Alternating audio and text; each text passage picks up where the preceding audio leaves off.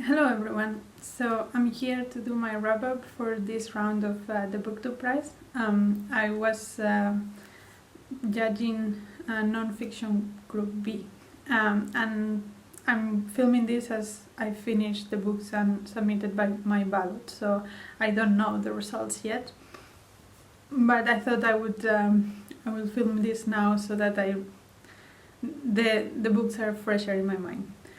And I'm going to start from the 6th place until the 1st, as I have previously done. So the 6th place for me was Maybe You Should Talk to Someone by Gottlieb. And this was sort of a memoir of therapist about not only the therapies that she provided, but the therapy that she got. I had heard good things about this, so I was excited. But to be honest, I did not like this book. It was about 500 pages in my version, and up to the halfway point or so, I just was so bored. It felt like anecdote after anecdote after anecdote, and it took more than 200 pages to get into something a little bit more fleshy than just anecdotes about therapy and her patients. So yeah, that was not the best. I think the writing was mostly okay, but there were some things that bothered me. And then on top of all that, there was this thing that she did that I did not like. So she used countries and stereotypes about countries to make her points, and I found that really, really offensive. Like, there was this point in which she was trying to explain, like, we have to live with what we got rather than what we wish we had. And she explained that as, imagine you wanted to go to Italy, but instead of your plane landing in Italy, it lands in Holland. And you can stay in your hotel being sad about not being in Italy, or you can explore Holland and find some good things about it. That was the first time she used that. And I was like, well, first of all, the country is not Holland, the country is the Netherlands. Second of all, there are tons of tourists that want to come here. There are tons of things to do here. I don't think anyone will be bummed about spending some time in Holland. Yeah, maybe if you wanted to go to Italy, but I would say they are at this point almost equally attractive. So that was a bit, it bothered me a little bit, but okay.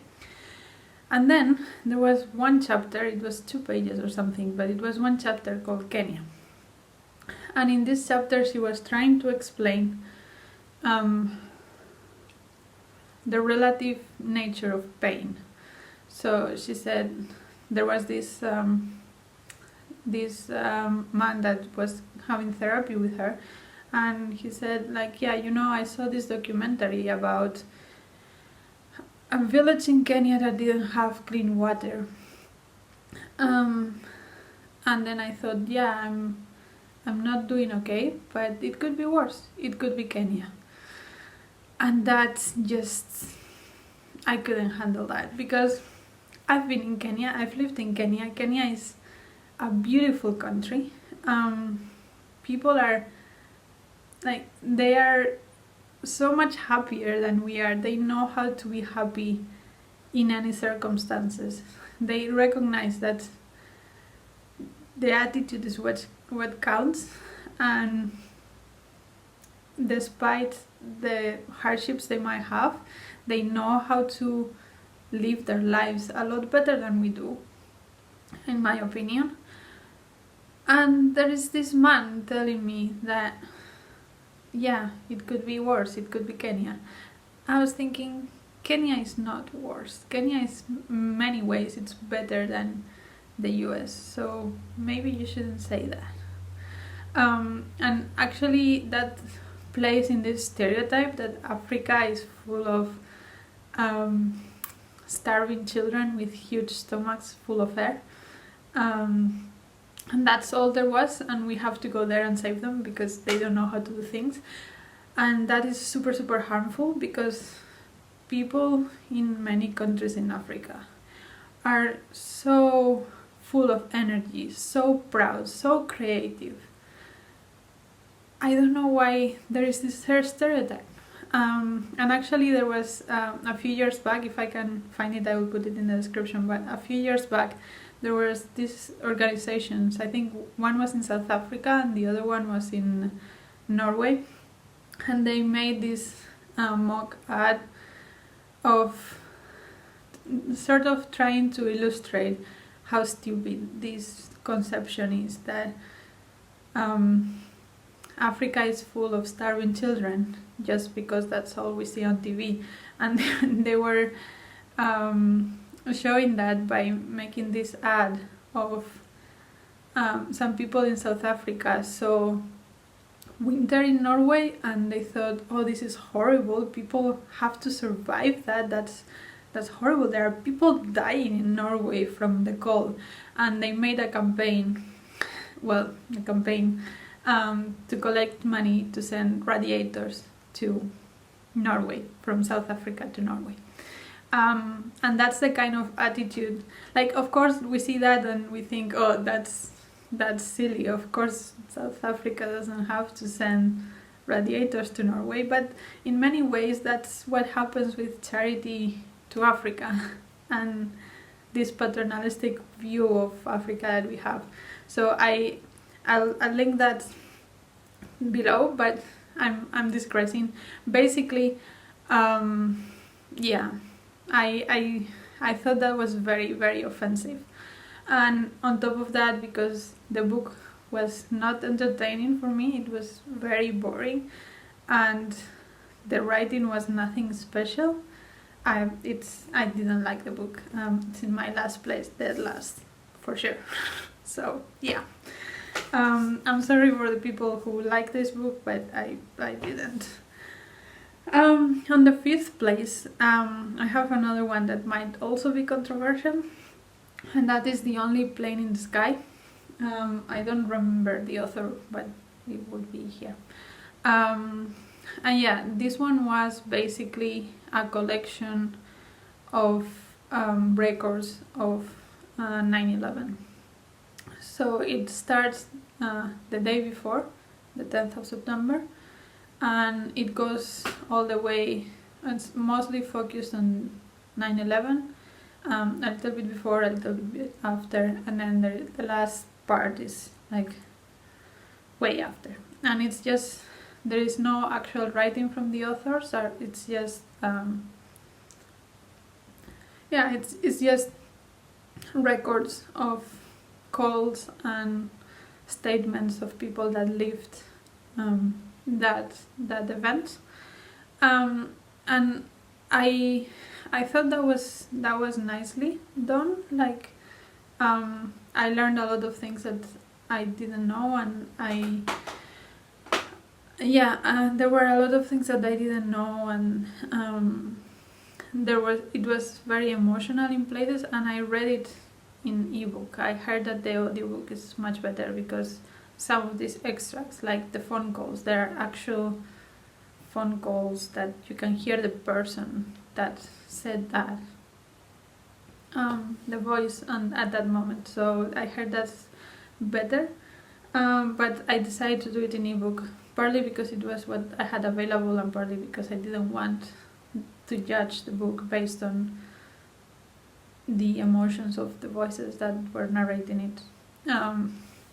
So yeah, overall this was a good book. However, I had some issues with it, and that's why it's in 5th place. Actually, this one and the next two were quite close, but I decided to put it here because of the issues I had, and also because there has been this issue as well with this book, that in the acknowledgements, the author mentions a woman that really helped him, to the point that you would think she should be a co-author, but she's not. So that I decided when I started judging that was not going to affect my ranking unless it was like extremely close to something else, and that was the deciding factor. I'm not sure this was the only deciding factor, but it was one of them because they were very close. But yeah, basically my issues with this book is it is at some points it's very repetitive, that you have like 20-30 people telling you the same thing. Like, and for example, like, it's mentioned so many times in the book that the sky was blue on 9/11. It's like, yeah, cool, I got that. You don't have to keep reminding me all the way through. Like, I can see why that is relevant at some point, but you don't have to keep saying that all of the time. So small things like that were a bit repetitive, and it made the book a bit long in the written form. I can see why, if you're listening to it, it can be less of an issue. And then other things that bother me was, well, there, like, overall was the story was constructed quite well, but sometimes it went into tangents. Like, there was this tangent about kids in school, that how did they live that day in their school, stuff like that, that did not quite fit with the whole of the other narratives about the people directly involved. Like, most of these extracts were from people that were in the towers, or they were in the Pentagon, or people who were in the flights, people like firefighters, policemen, people that lived in Manhattan.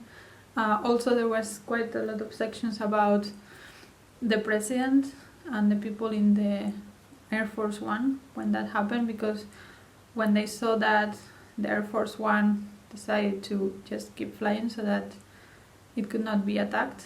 And also from the airport where the flights left,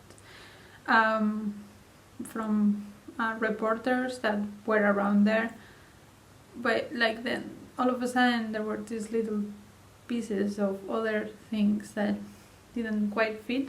And then the other thing that bothered me, it is quite the perspective. I mean, most of the things are from that day, but there was especially a section at the end when they talk about the war in Iraq and the death of Osama bin Laden, and yeah, that part felt very nationalistic, like the US was always in the right and they had the right to go to war and to kill Osama bin Laden like that.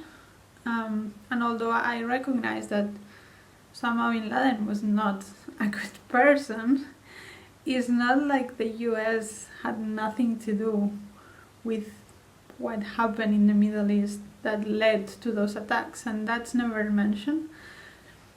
So in that sense, that book was very partial, and I thought that if you're just going to make a portrait of the day in question, that's fine. You don't have to mention all the political and social struggles around it, and the Middle East and the situation there, and what was the role of the US in that conflict, and why those terrorists decided to do what they did. If you don't want to mention that and just want to give a human perspective of how that day was lived, because that is also already important. Like, I remember when that happened and where I was, and I guess most of us that live that can say that.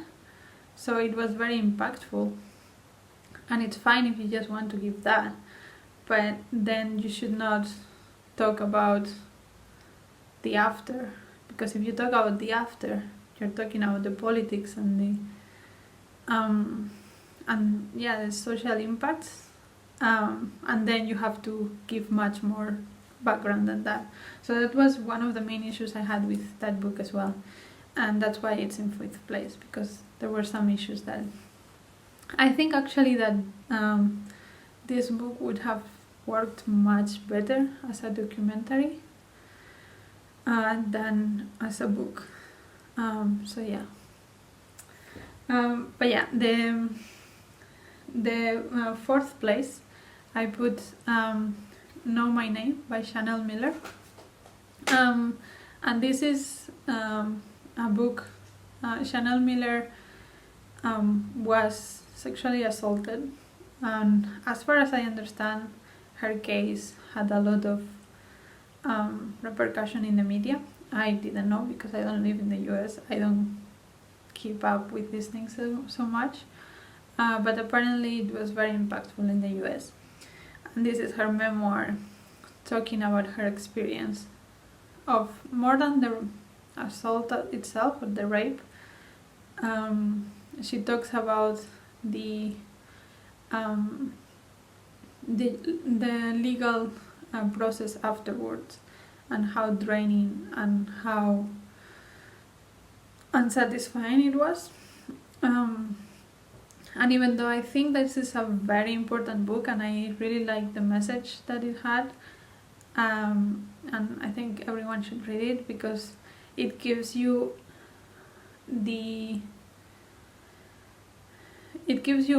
why, even though rape is more and more commonly recognized, there's still so many issues. Like, the victims or the survivors still have to give so much of themselves for the rapist to be judged, and even then the sentences are nowhere near as much as they should be. And she also talks about that we decide that, oh, if the victim was drunk, it doesn't count, or if she was wearing a very short skirt, it doesn't count, and stuff like that. That why shouldn't that count?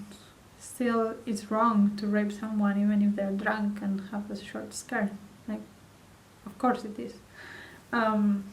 So yeah, in that sense, it is a very important book. However, it's in my fourth place because I think that the book did not do anything special in terms of the writing and the structure. It was just a well-told story in chronological order, so it was quite classical in that sense. And the most important thing of the book is the topic and the emotional charge that it has, and the personal rawness that it has. But in that sense, in this group particularly, there were quite a lot of books about violence against women, and I thought that the other ones added a little bit more, so that's why it's in fourth place.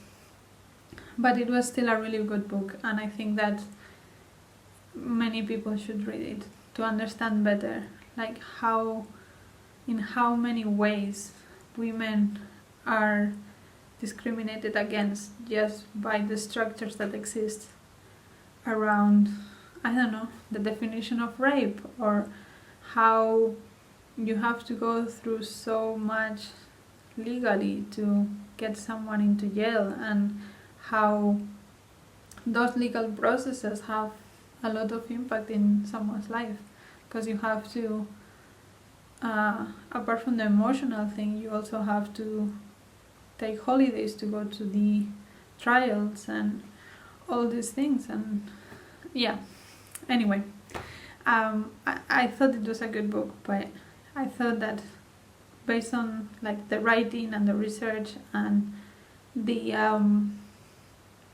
structure that it had, it didn't add so much literally, or like, you know, in the form, which is one of the things that we are supposed to be judging. So it's in fourth place.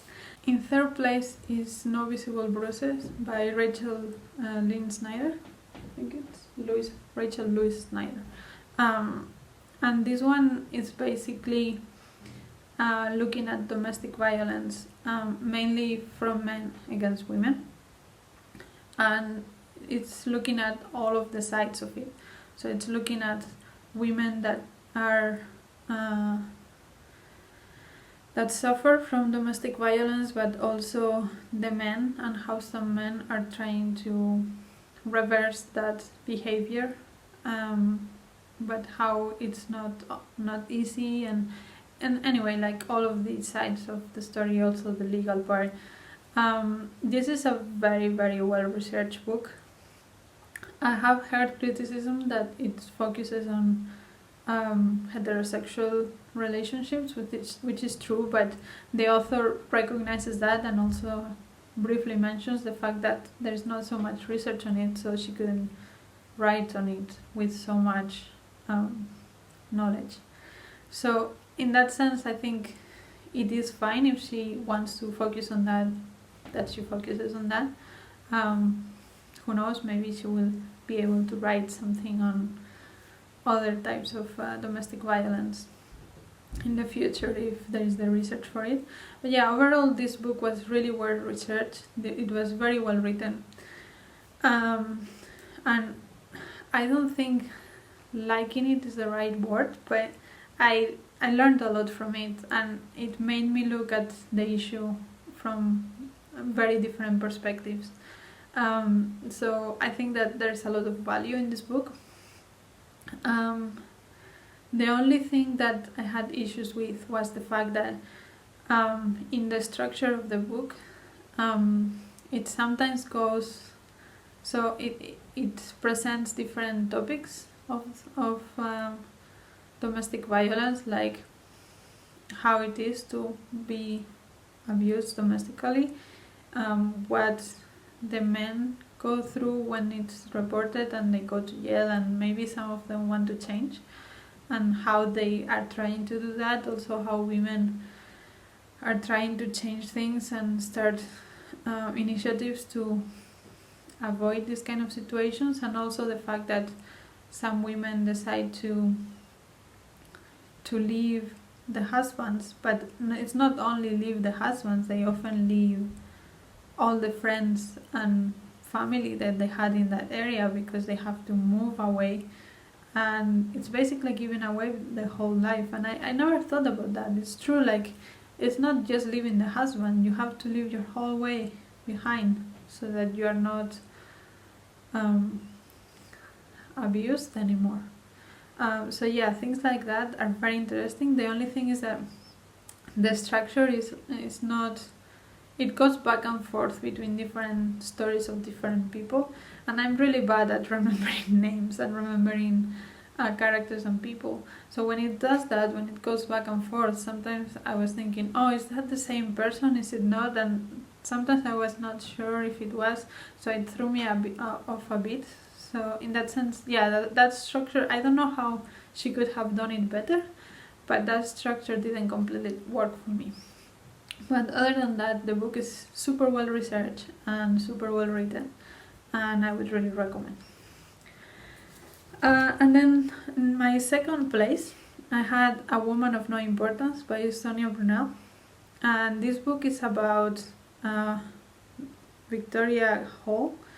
And Victoria Hall was a spy from America, so she's American, or she was American, and she moved to Europe.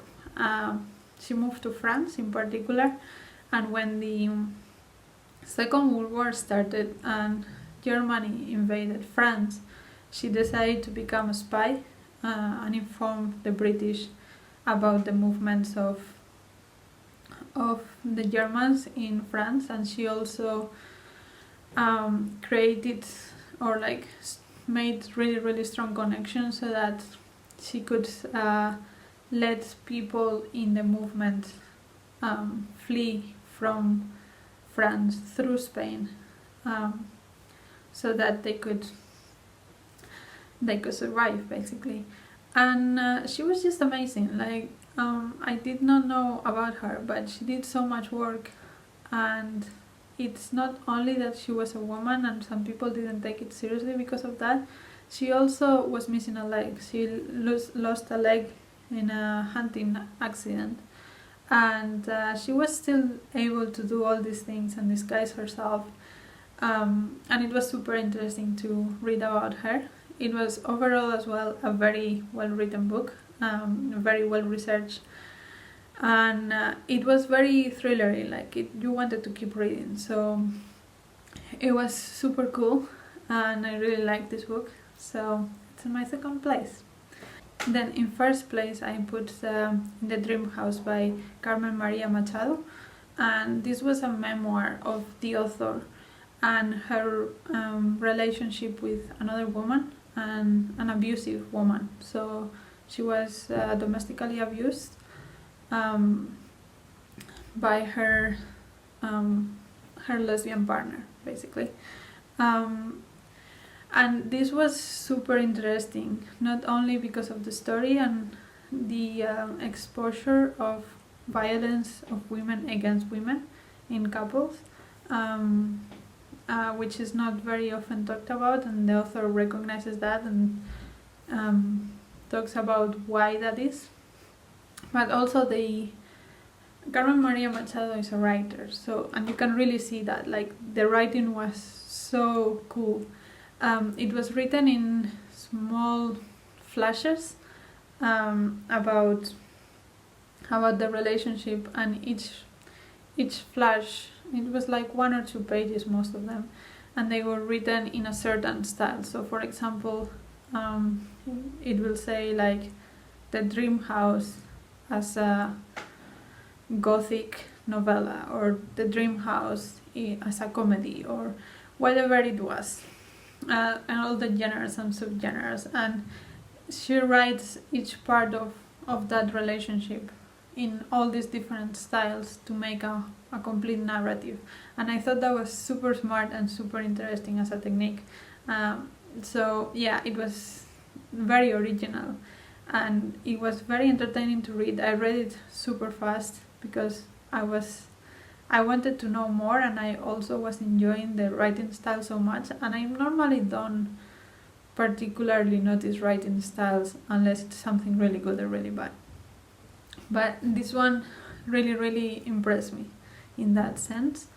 So yeah, I thought it was very interesting how she did that. The story was very compelling, and you could really see that she was a writer. And I would actually, now I'm really interested to see anything that she wrote, any of the novels that she wrote, because I thought the writing was so good. So yeah, that had to be in my number 1. So yeah, that is my ranking. Let me know if you have read any of these and what you thought of them, if you agree with my ranking or you think it's completely off. I would love to see your comments, and I will talk to you in the next video. Bye!